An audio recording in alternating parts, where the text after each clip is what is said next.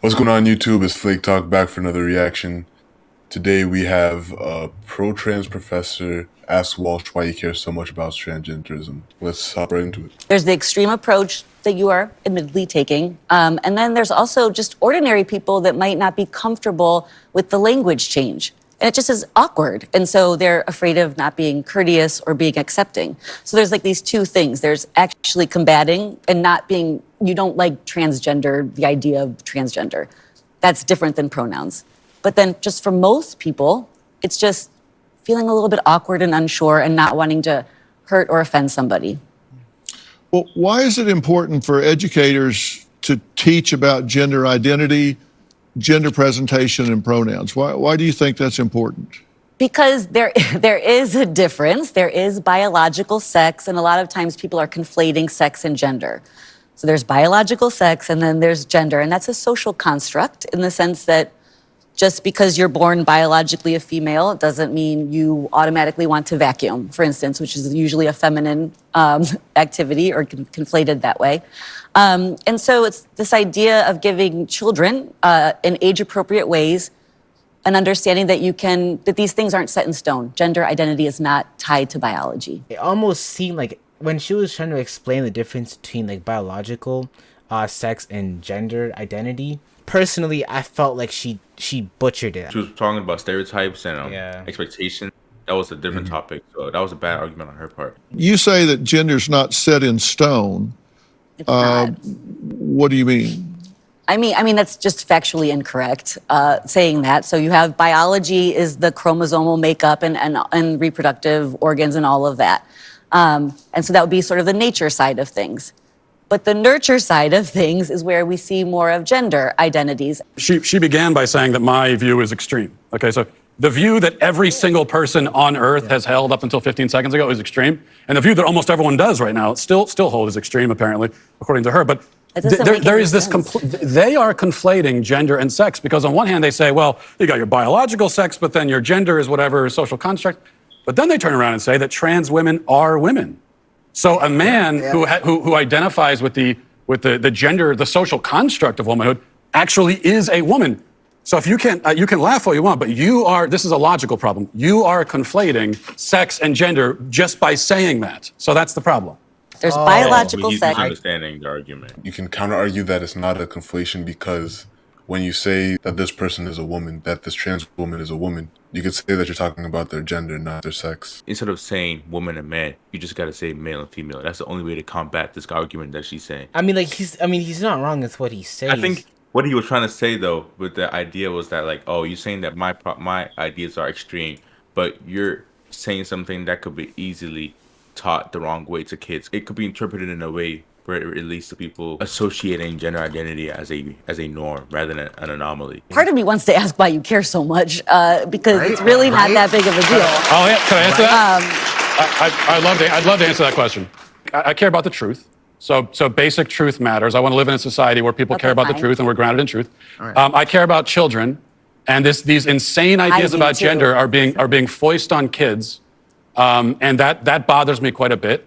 I care about the women who are having their opportunities stolen from them. I care quite a bit, yeah. You are That's a good point. Those are good points. Trans woman swimmer that recently won a swim race by a whole lap. Oh. Following NCAA guidelines after a year of hormone replacement therapy, Thomas was granted the chance to swim on the women's team.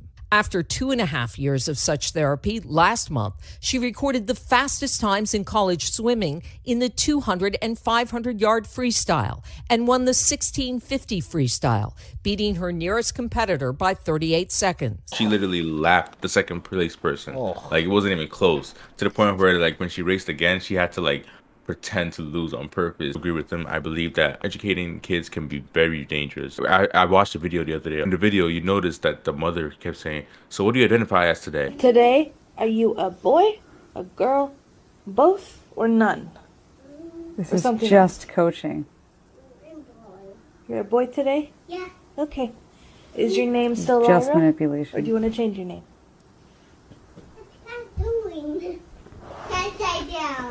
When people say that it confuses you're a boy children, today? this literally confuses children. They don't know what you're asking them. So they're going to give you the answers that Are you you a suggest to girl? them, such as boy or girl or both or neither. Are you a Or boy they're and going to a say girl? yes and no at random. I'm a boy, and then the mother like celebrates, yeah, or something like that, and then the teaches the kid, oh, I gotta say boy more often. In experimental psychology, this is known as the Pygmalion effect, also as the clever hands effect, named after this clever horse. The clever hands effect refers to the influence that a researcher's expectations will have on the result of their experiments. This is because subjects often respond in the direction expected of them. Psychology, the way children's minds operate, like the child is slowly getting the idea, okay, you know what, I know what works. I'm going to keep doing this just because I know that, that's what you want to hear. And it ties back to the psychology thing that I brought up earlier about, kids cheating to just follow the standard of what they've been told, because you're comparing ability and performance to, actual self-identity, which is two different things. So. It's like introducing the concept of suicide at the age of 5. It would always be in the mind as a solution to behavioral and emotional issues in different stages of development, making it more difficult to look for internal solutions. I think it's important to educate kids on things that are pragmatic and are consistent. What you don't want to happen is you do not want to have kids like you don't want a child subjugated because of the fact that they believe that they are gender dysphoric without them even knowing it. You know what I mean? Like you don't want that. But you also do not want to influence something that wouldn't happen naturally. You know what I mean? You don't want to make a child gender dysphoric when they weren't gender dysphoric. It's a good point. People that actually are gender dysphoric, they need a way to channel out their emotions. I don't think people are intentionally trying to make some type of like communistic change in society. I think it's just individuals are generally going through troubles, and they go on online, they realize they have someone that they could connect with, like Samantha Lux or James Charles or whatever, and then they feel like their feelings aren't just an abnormality. They feel like they have someone that actually understands them, and they grow connected, and it becomes like a more emotional and empathetic. It gets to a point where people romanticize transgenderism rather than see it for what it is, mental illness.